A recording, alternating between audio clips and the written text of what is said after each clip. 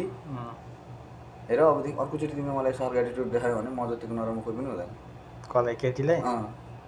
त्यतिखेर नै के अलग्गै साइकलमा जान्थे त्यसलाई चलाउन लाएर आफू बस्थेँ फेरि त्यसकै साइकलमा राइट मर्निङमा के कहिले चाहिँ चलाउँथ्यो चलाउनै पर्यो जाने मान्छे नै दुध छाम्दिने त्यसको गरिदिने गर्थेँ अनि अर्को फेरि म गर्ने फेरि अर्कै थियो फेरि मान्यता त्यो चाहिँ म इलेभेन पढ्दा 12 पढ्थेँ कि त्यसकै क्लासमा एक दुईवटा केटा बेसरी थर्कायो फेरि मलाई त्यसकै क्लासमा राम्रै मान्छे मैले त्यति त्यो गरेँ मैले कति पिठा खायो भने पछि लाज हुन्छ फेरि मान्छे जति नै चाहिँ भन्दा मैले पिठा खाएँ त खाइएन त तिमी जति प्रेजेन्ट गरेर त तिमी मैले सेयर छ गरेँ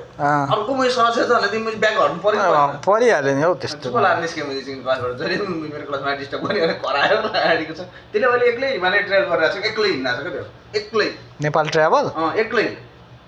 सोलो पाहाडमा कता कता म यस्तो के ब्लगिङ स्लगिङ गरेर कि एक्लै केही नगरिकन ए त्यसो भए त ठिक छ